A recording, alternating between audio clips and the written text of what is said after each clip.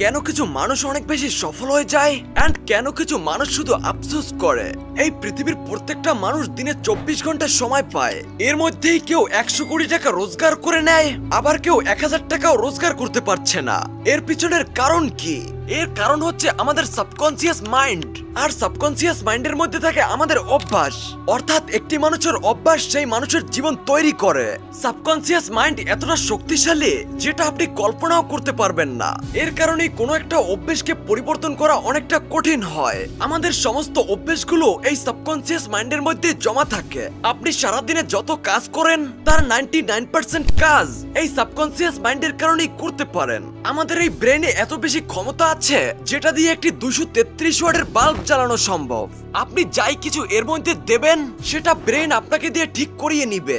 আর একবার আপনি ভেবে দেখুন, যদি আপনার লক্ষ্যটা পূর্ণ করার জন্য এই সাবকনসিয়াস মাইন্ড কাজ করা শুরু করে দেয় তাহলে কি হবে? এর জন্য আপনাকে আপনার সাবকনসিয়াস মাইন্ডকে বলতে হবে যে আমার এনার্জিটা কোথায় লাগাতে হবে। বিজ্ঞান বলে রাতে ঘুমাতে যাওয়ার 5 মিনিট আগে তখন আমাদের সাবকনসিয়াস মাইন্ড 95% অ্যাক্টিভ থাকে।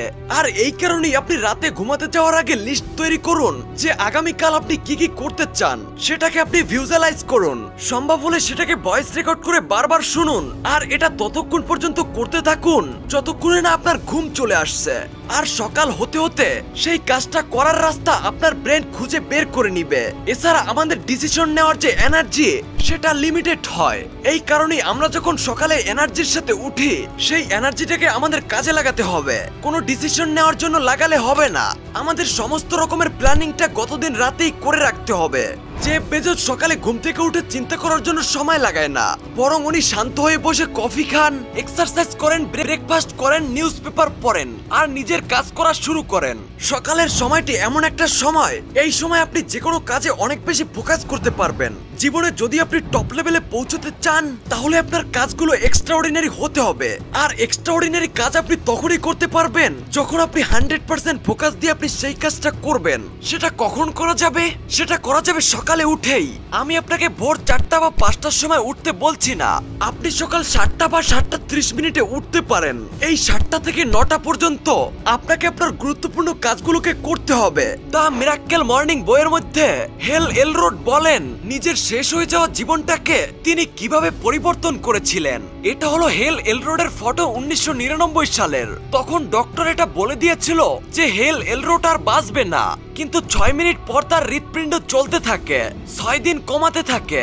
আর এরপরে কিছু মর্নিং হ্যাবিটসকে ফলো করে তিনি একজন মোটিভেশনাল স্পিকার হয়ে ওঠেন, বেস্ট সেলিং অথার হয়ে ওঠেন, ম্যারাথন রানার হয়ে ওঠে।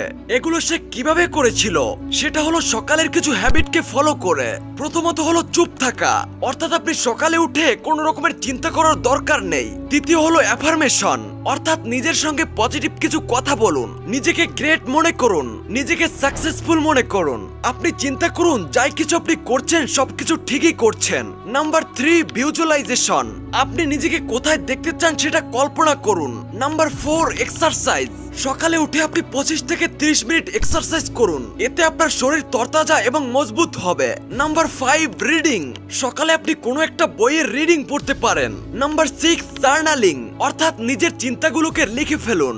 আপনি কি কখনো এটা দেখেছেন কোনো একটা সময় আপনি 1 ঘন্টাতে এত বেশি কাজ করে ফেলেন যা আপনি আগামী 7 দিনেও করতে পারেন না? আর ওই রকমের 3 ঘন্টা যদি আপনার কাজে ব্যবহার করতে পারেন তাহলে কি হবে? আর সেটা আপনি তখনই করতে পারবেন যখন আপনি সকালের এই 6টি অভ্যাসকে ফলো করতে পারবেন।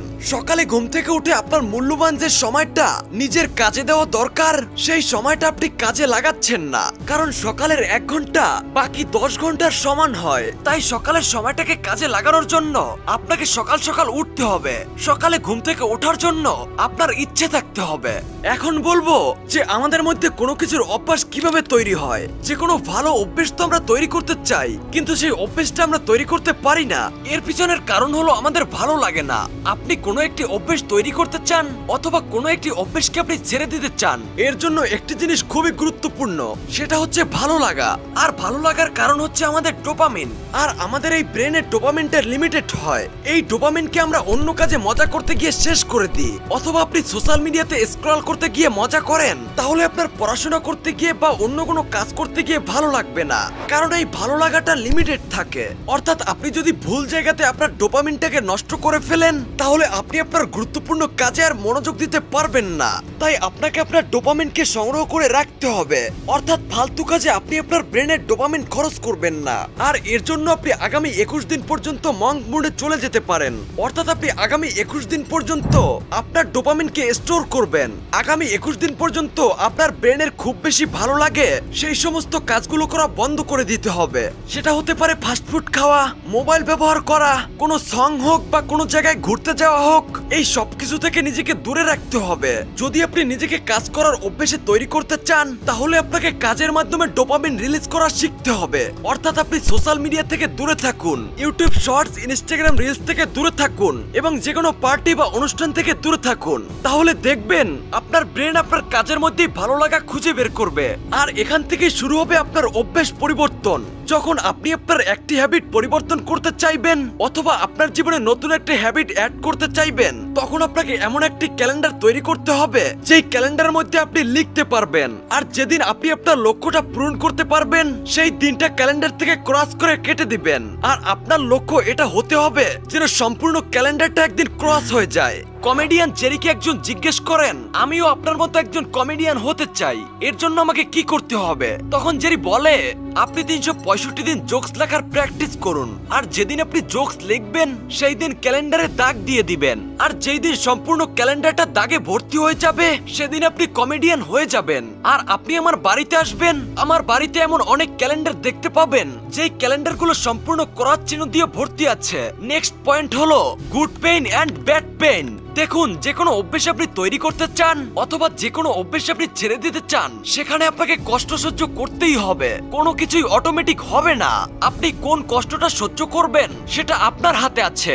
শুরুতে আপনি এক্সারসাইজ করার জন্য কষ্ট করবেন নাকি পরবর্তী সময় অসুস্থতার জন্য কষ্ট করবেন? এই পৃথিবীতে দুই রকমের কষ্ট হয়। একটি হলো ভালো অভ্যেস তৈরি করার কষ্ট, যদি আপনি সেটা না করেন তার পরিবর্তে আপনার যে ক্ষতি হবে তার কষ্ট। আপনি কষ্ট করে ভালো অভ্যেস তৈরি করে জীবনে সফল হয়ে যেতে পারেন অথবা অসফল হয়ে সারা জীবন কষ্ট সহ্য করে যেতে পারেন। এটা আপনাকে ঠিক করতে হবে যে আপনি কোন কষ্টটা সহ্য করতে চান। ভিডিও ভালো লাগলে ভিডিওটাতে একটি লাইক আর বন্ধুদের কাছে শেয়ার করে দিবেন। তো সবাই ভালো থাকেন, সুস্থ থাকেন, বাই। কথা হচ্ছে নতুন কোনো ভিডিওতে।